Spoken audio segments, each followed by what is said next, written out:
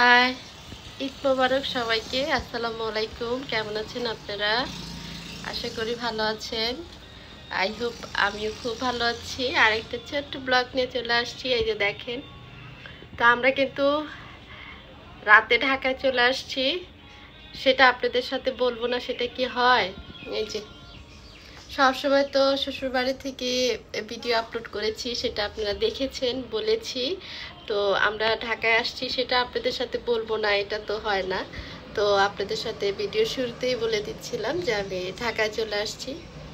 তো যে যেখান থেকে আমার এই ভিডিওগুলো দেখেন, অসংখ্য ধন্যবাদ। আপনাদেরকে সব সময় বলি যে আপনারা খুব খুব অনেক ভালো। আর এই তো আপনাদের ভাইয়া, এই যে দেখেন একটু রেস্ট নিচ্ছে।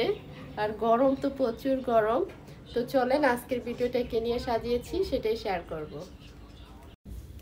সকালবেলা এসেছি, একটু রেস্ট নিয়েছি, একটু গোসল করেছি, যেতে সারা রাত জার্নি করে আসছি।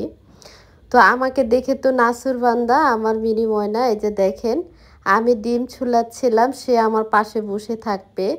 গরম, প্রচণ্ড গরম, সে হাত দিয়ে দেখছে, দেখেন পানি ধরে দেখছে। আমাকে দেখে তো সে নাসুর বান্দা আমার কাছ থেকে লড়ে না। আসলে ওদের চোখের পাওয়ার ভালো আছে, একটু ডিম খাবে আর কি। তো যাই হোক, আমি একটু ডিম ভাঙ্গিয়ে দিচ্ছিলাম, দেখেন হাতে নিচ্ছে, নিতে পারতেছে না, হাত থেকে পড়ে যাচ্ছে ময়না পাখিটা আমার। তো দেখেন একটু ডিম খাচ্ছে আমার হাত থেকে। তো আমার ময়নাটার জন্য দোয়া করেন সবাই, যারা আমাকে অনেক ভালোবাসেন। তো যাই হোক, আলহামদুলিল্লাহ আমি কিছুদিন পর দুটা পার্সিয়ান নেব, দুটা না হলো একটা নেব। আমার কিন্তু বিড়াল অনেক ভালো লাগে।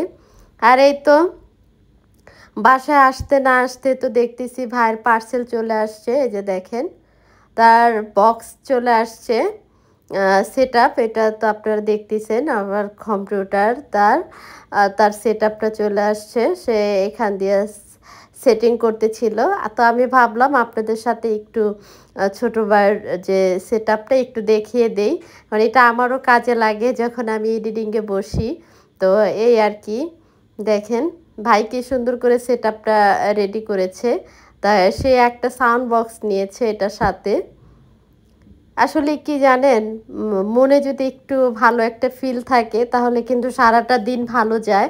তো আমার ভাইও চেষ্টা করে, যেহেতু ইউনিভার্সিটিতে পড়াশোনা করে, সে কিন্তু একটু চেষ্টা করে। যে দেখেন পার্সেলটা একদম নিউ, মাত্রই প্যাকেট খুললো। তো আমিও কিন্তু আপনাদের সাথে এটা শেয়ার করে দিলাম।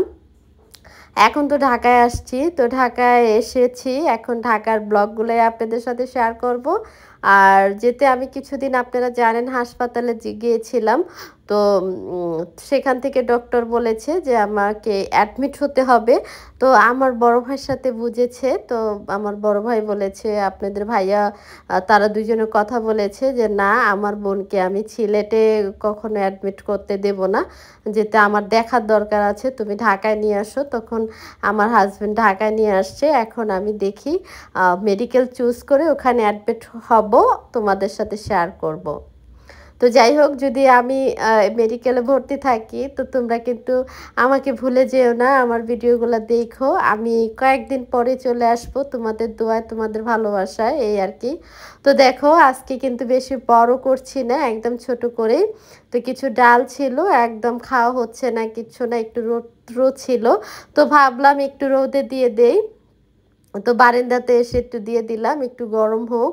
রোদের আঁচটা কিন্তু ভালোই ছিল, দেখো।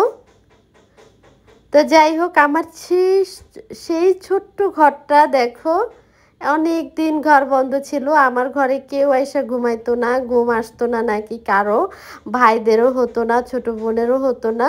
আমি আয়সা দরজা জানলা সব কিছু খুলে দিয়েছি, একটু আলো যেতে আসে, একটু যেতে নিঃশ্বাস নিতে পারে আমার ঘরটায়, এই জন্য। তো দেখো আমি কিন্তু সব কিছু একদম খুলে দিয়ে একটু গুছিয়ে গাছিয়ে নিয়েছি, যাতে আমার ছোট্ট ঘরটা একটু নিঃশ্বাস নিতে পারে। হাজব্যান্ড আর ওয়াইফ, এই তো।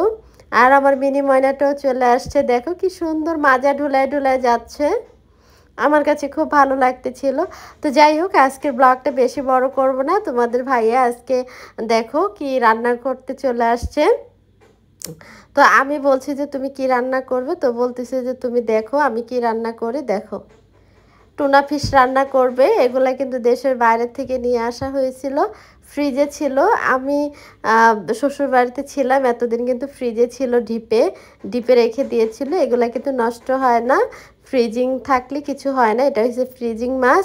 তো তোমাদের ভাইয়া রান্না করতেছিল, আইসেই কিন্তু রান্নাঘরে আসছে। আর আমার মা কিন্তু বাসায় নেই, আমার মা গিয়েছে নানা বাড়িতে। তো এখন কিন্তু আমরা দুইজনেই, আর ছোট ভাই আর ছোট বোন, আমরা চারজন মানুষ। তো আমাদের যেতে একটু পছন্দের খাবার আছে, তার জন্য ছোট বোন রান্না করেনি, বলছে যে ভাইয়া বা আপা রান্না করবে। এই আর কি। এই যে দেখো টোনা ফিশটা রান্না করা হয়ে গেছে, দেখো। তো যাই হোক, আমরা কিন্তু রান্না বান্নায় ব্যস্ত হয়ে গেলাম, একটা রেডি করে দিয়েছি। আর এখান দিয়ে কিন্তু তেলাপিয়া মাছ আমি ভাইজা নিচ্ছিলাম। তোমার ভাইয়ার কিন্তু এই মাছটা খুবই পছন্দ। তো আমি ভাবলাম যে এত পছন্দ যেতে, তাহলে মাছটা একটু ভাজি করি না কেন। মাংস কিন্তু ভালো লাগতেছিল না, যেহেতু অনেক মাংস খাওয়া হয়েছে, এটা অবশ্যই তোমরা দেখেছো। এই আর কি।